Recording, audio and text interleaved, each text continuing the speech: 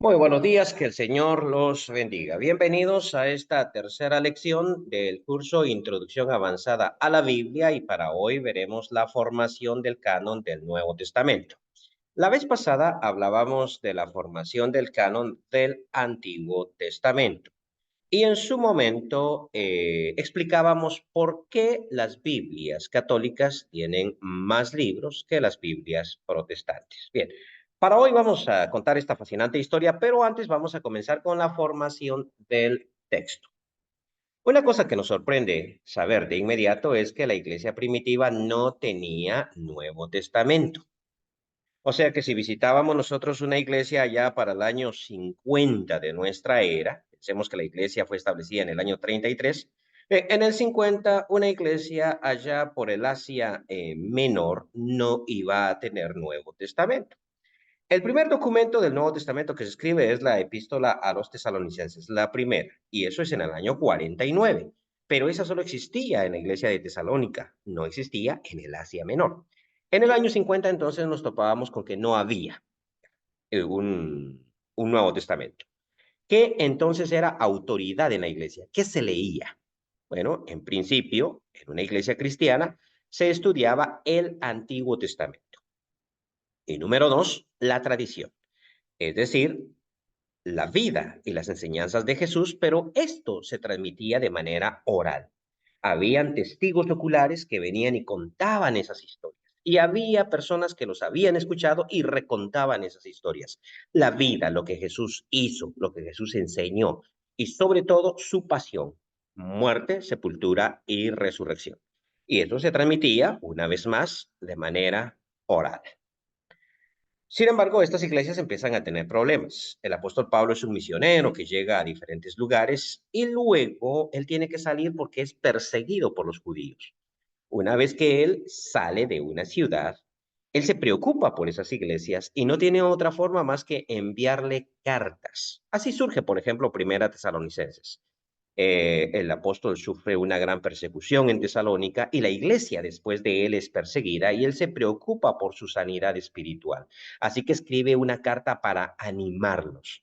Y esa carta y las demás tenían dos ingredientes en términos general: la tradición de Jesús, las enseñanzas, la vida y deducciones extraídas de dicha tradición. Un buen ejemplo para esto lo tenemos en Primera los Corintios capítulo 7. Allí le preguntan al apóstol varios aspectos sobre el matrimonio. Resulta que cuando Jesús estuvo en la tierra, él enseñó sobre el matrimonio. Y entonces Pablo no tiene que inventar nada. Él dice, esto no lo digo yo, lo dice el Señor. Pero eso no significa que el Señor se lo revelara a él esa noche. No significa eso. Significa que cuando el Señor Jesús anduvo con nosotros, anduvo en esta tierra, enseñó ese tema. Entonces él dice, esto lo dijo el Señor. Y en otro momentito dice, esto no lo dice el Señor, esto lo digo yo. No pensemos que es que el Señor solo le entregó parte de esas revelaciones de noche. Eso sería ilógico. Si el Señor le hubiera hablado, le hubiese contestado a todas y cada una de sus preguntas. Realmente no. Lo que pasa es que el Señor, cuando estuvo en la tierra, enseñó ciertas cosas que estaban dentro de su contexto, pero había otras cosas que no estaban dentro de su contexto, como un matrimonio donde uno era cristiano y el otro era incrédulo. Eso nunca existió en la época de Jesús. Entonces, Pablo, a partir de la tradición de Jesús, de lo que él enseñó, extrae deducciones, y esa es la enseñanza que él presenta en Primera los Corintios, cuando dice, esto no lo dice el Señor, porque no lo dijo cuando él estuvo acá, sino que esto lo digo yo. Y yo creo que tengo el espíritu del Señor. Quiere decir, yo creo que estoy en consonancia con la enseñanza de Jesús. Muy bien. Pronto, otros apóstoles copiaron dicha práctica. Empezaron a escribirse otros documentos como Hebreos, las cartas de Pedro, las cartas de Juan, etcétera, ¿no? Y luego los evangelios surgen porque los testigos oculares empiezan a morirse. Cuando ellos se mueren, entonces empiezan a escribir registros de dicha tradición. Así es como surgen los evangelios, a través de un proceso de formación. Cada uno de estos evangelios va a tener una historia diferente, pero todos pasan por un proceso de ediciones. Lucas, que escribe su relato haciendo como una investigación, extiende esa historia hasta la iglesia primitiva y sobre todo las misiones de Pablo. Apocalipsis es una carta. De hecho, pertenece a ese género literario. Apocalipsis es Juan escribiendo a las 7 iglesias. Sin embargo, en esa carta, Apocalipsis es una carta, se utiliza un género literario distinto, aunque común en el judaísmo, no común para nosotros, el género apocalíptico, y por eso su interpretación tiene que ser distinta. Bueno, entonces así se forma el Nuevo Testamento. El primer documento en ser escrito es Primera Tesalonicenses, más o menos el año 49, y el último en ser escrito, probablemente Apocalipsis, para el año 95, o probablemente Juan para el año 96, o Mateo para el año 96. No sabemos entonces si Juan o Mateo es el último documento o Apocalipsis. Ahora, esto sorprende, porque generalmente se nos dice o se nos ha enseñado que Mateo es el primer documento en ser escrito, pero eso es un error. Y es un error de percepción, ya que cuando uno abre el Nuevo Testamento aparece el Evangelio de Mateo y uno dice, esto es lo primero que se escribió.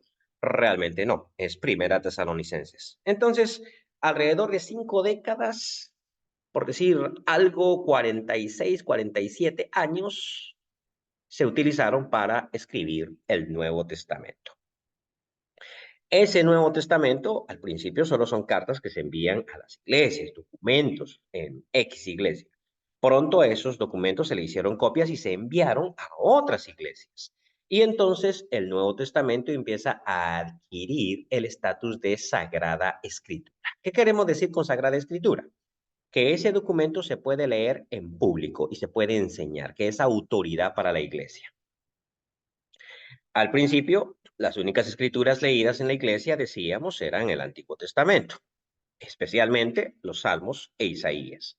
Y sabemos eso porque los Salmos e Isaías son los libros más citados en el Nuevo Testamento. Entonces sabemos que los cristianos se concentraban en el estudio de esos dos documentos.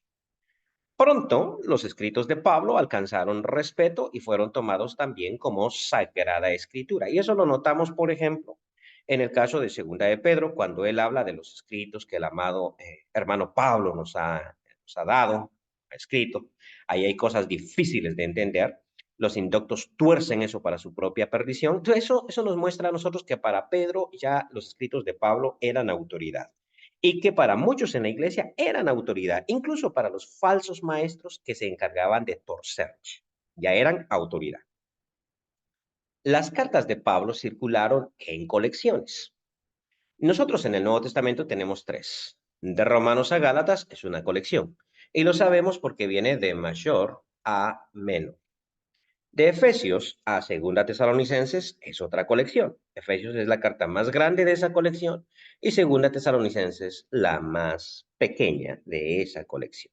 Las pastorales circulaban por aparte y así varias colecciones circulaban de iglesia en iglesia y algunas tenían mayor prestigio, otras tenían menos prestigio. Para el siglo III, todos los documentos que componen el Nuevo Testamento eran vistos como Sagrada Escritura. El problema es que además de ellos también existían otros documentos que tenían el mismo estatus. La Didache o Didache, por ejemplo.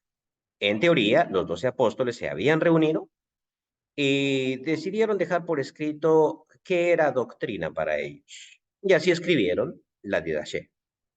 Si nosotros leemos el documento, estaría seguro que a un 99% vamos a estar de acuerdo con lo que ahí se dice. O sea, es un buen documento. El pastor de Hermas contesta a la pregunta, ¿se puede pecar después de haber sido bautizado? La carta a Bernabé, por ejemplo, explica todos los ritos judíos de manera alegórica para contarles o contarnos por qué nosotros no guardamos el sábado, por qué no practicamos la circuncisión, por qué no nos abstenemos de ciertos alimentos. Es bien interesante porque todos estos documentos se escriben más o menos a principios del siglo II y ya explican o ya nos cuentan a nosotros que la iglesia no guardaba el día sábado, ya nos cuentan a nosotros que la iglesia no practicaba la circuncisión y no practicaba los ritos de ayunos que practicaban los judíos. También se escribieron otros evangelios. otros relatos de la vida de Jesús. Entonces, bastante complicado, ¿no? Bastante difícil, porque algunas iglesias tienen más escritos sagrados, otras menos. De hecho, Eusebio de Cesarea nos hace un listado triple. Nos dice, estos son los documentos que todas las iglesias creen que son inspirados. Estos son los documentos que todas las iglesias dicen que no son inspirados. Y estos son los documentos en los cuales existe duda.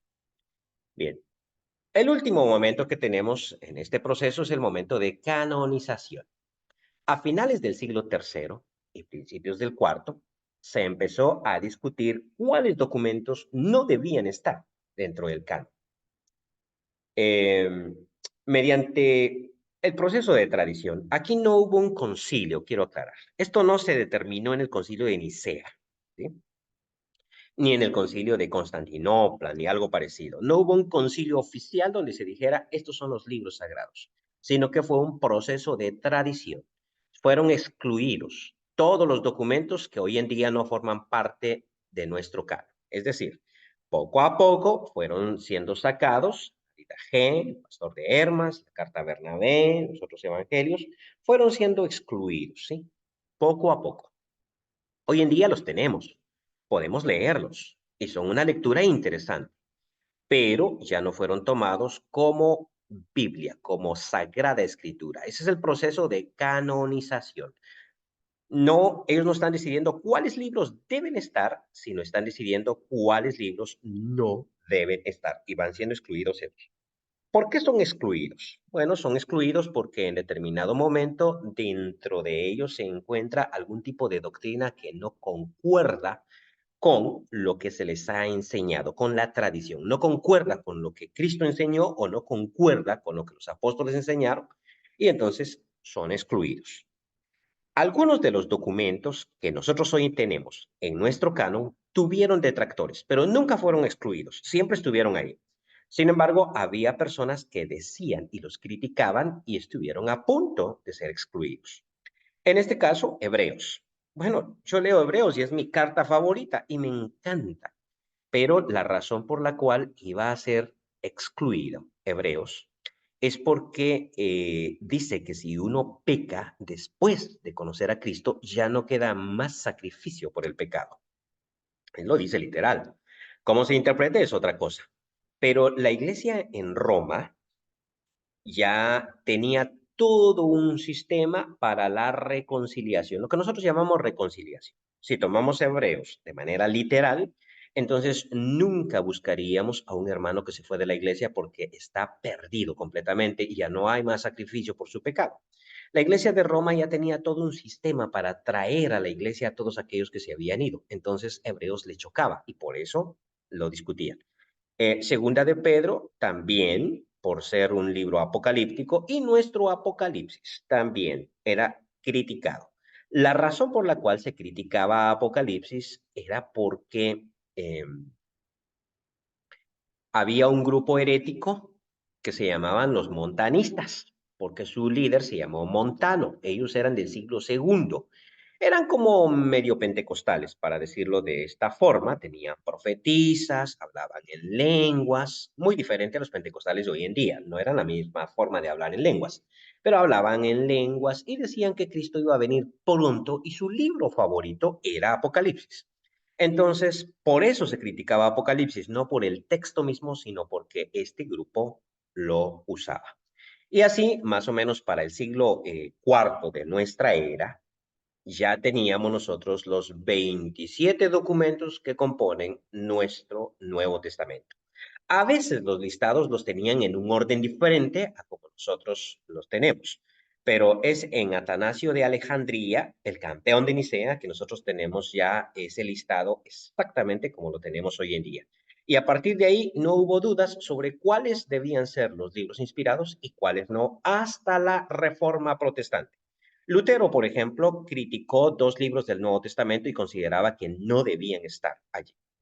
Hebreos era uno y Santiago era el otro. Pero eso era porque estos libros no concordaban con su teología. Santiago habla de que la fe sola no puede salvar, y esa es la tesis de Lutero, que la fe sola es la que salva. Bien, entonces Santiago se oponía a su teología y él quería excluirlo. Y Hebreos porque presenta todo un sistema sacerdotal, así como la Iglesia Católica, más o menos. Entonces, le parecía a él muy católico. Pero gracias a Dios, su voz no fue escuchada ni por los luteranos, incluso ellos respetan estos dos documentos del Nuevo Testamento. Bien, esto es todo por hoy, que el Señor los bendiga.